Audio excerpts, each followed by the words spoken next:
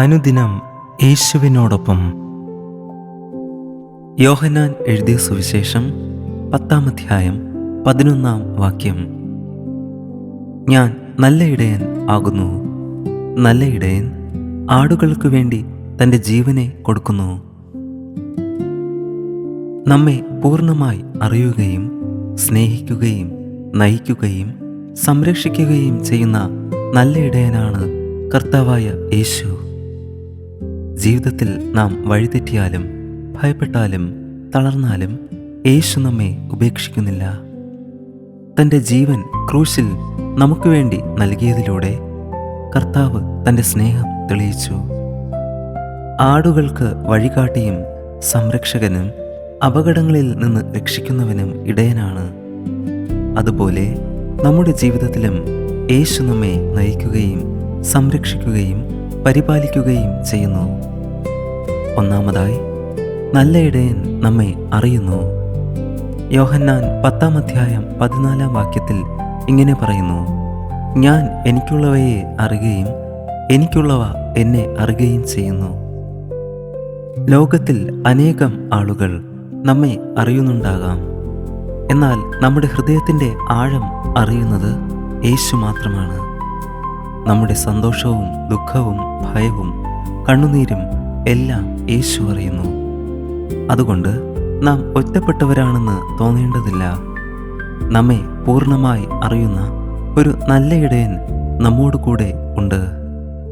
രണ്ടാമതായി, നല്ല ഇടയൻ നമ്മെ നയിക്കുന്നു. സങ്കീർത്തനം 23-ാം അധ്യായം 1-ാം വാക്യം ഇങ്ങനെ പറയുന്നു: യഹോവ എൻ്റെ ഇടയനാകുന്നു, എനിക്ക് മുട്ടുണ്ടാകയില്ല. ദാവീദ് ദൈവത്തെ തൻ്റെ ഇടയനായി കണ്ടു. ജീവിതത്തിൽ ഏത് വഴിയാണ് തിരഞ്ഞെടുക്കേണ്ടതെന്ന് നമുക്ക് മനസ്സിലാകാതെ വരാം. ആ നിമിഷങ്ങളിൽ നല്ല ഇടയൻ്റെ ശബ്ദം തിരിച്ചറിയാൻ നാം ദൈവവചനത്തിൽ നിലനിൽക്കണം. സങ്കീർത്തനം 119-ാം അധ്യായം 105-ാം വാക്യം: നിന്റെ വചനം എൻ്റെ കാലിന് ദീപവും എൻ്റെ പാതയ്ക്ക് പ്രകാശവും ആകുന്നു. ദൈവവചനം നമ്മെ ശരിയായ വഴിയിൽ നയിക്കുന്നു. മൂന്നാമതായി, നല്ല ഇടയൻ നമ്മെ സംരക്ഷിക്കുന്നു.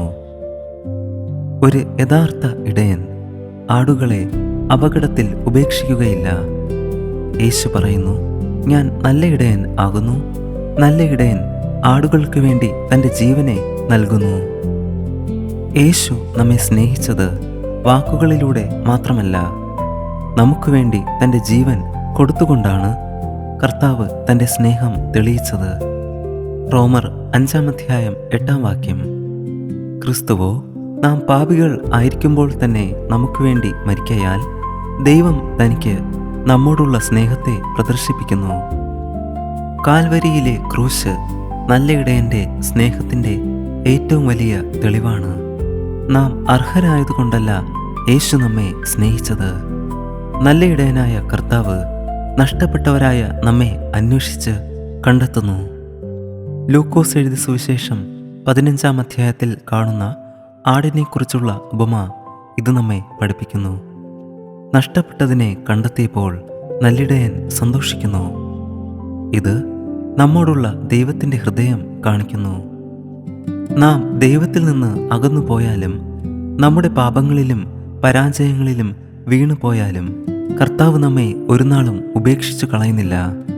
നമ്മെ തിരികെ കൊണ്ടുവരാൻ അന്വേഷിക്കുന്ന നല്ല ഇടയനാണ് യേശു.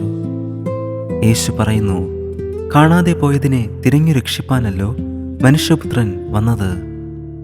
യേശു നമ്മുടെ ഇടയനാണെങ്കിൽ നാം അവൻ്റെ ആടുകളായിരിക്കണം. യേശുവിൻ്റെ ശബ്ദം കേൾക്കണം. കർത്താവിൻ്റെ വചനം അനുസരിക്കണം. കർത്താവിനെ പിന്തുടരണം. നമ്മുടെ ജീവിതത്തിൻ്റെ നിയന്ത്രണം കർത്താവിൻ്റെ കരങ്ങളിൽ ഏൽപ്പിക്കണം. ചിലപ്പോൾ നമുക്കിഷ്ടമുള്ള വഴി ഉപേക്ഷിച്ച് കർത്താവ് കാണിക്കുന്ന വഴിയിലൂടെ നടക്കേണ്ടി വരും. എന്നാൽ നാം ഒന്നോർക്കണം, നല്ല ഇടയൻ നമ്മെ തെറ്റായ വഴിയിലേക്ക് നയിക്കുകയില്ല. ദൈവം നയിക്കുന്ന വഴി ചിലപ്പോൾ ബുദ്ധിമുട്ടുള്ളതായിരിക്കും, പക്ഷേ അത് ജീവൻ്റെ വഴിയാണ്. പൂർണ്ണ ഹൃദയത്തോടെ യഹോവയിൽ ആശ്രയിച്ച് നല്ലിടയൻ്റെ വഴി തിരഞ്ഞെടുക്കാം. നമുക്ക് പ്രാർത്ഥിക്കാം. കൃപയും സ്നേഹവും നിറഞ്ഞ സ്വർഗീയ പിതാവേ, ഈ പുതിയ ദിവസത്തിനായി ഞങ്ങൾ അങ്ങേക്ക് സ്തുതിയും സ്തോത്രവും അർപ്പിക്കുന്നു. നല്ലിടയനായ യേശുവേ, അങ്ങേക്ക് നന്ദി. ഞങ്ങളുടെ ജീവിതത്തിലെ ഓരോ വഴിയിലും ഞങ്ങളെ നയിക്കണമേ. അങ്ങയുടെ ശബ്ദം തിരിച്ചറിയുവാൻ ഞങ്ങളെ സഹായിക്കണമേ. ലോകത്തിൻ്റെ ശബ്ദങ്ങളിൽ നിന്ന് ഞങ്ങളെ കാത്തുകൊള്ളണമേ. ഞങ്ങൾ ഭയപ്പെടുമ്പോൾ ഞങ്ങൾക്ക് ധൈര്യം നൽകണമേ. നല്ല ഇടയനായ യേശുവിൻ്റെ സ്നേഹത്തിൽ ഞങ്ങളെ ഉറപ്പിക്കണമേ. ഞങ്ങളെ തന്നെ അങ്ങയുടെ കരങ്ങളിൽ അതിനായി സമർപ്പിക്കുന്നു.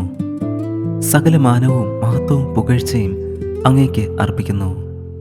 കർത്താവായ യേശുവിൻ്റെ നാമത്തിൽ യാചിക്കുമ്പോൾ പ്രാർത്ഥന കേൾക്കണം സ്വർഗീയ പിതാവേ. ആമേൻ. God bless U.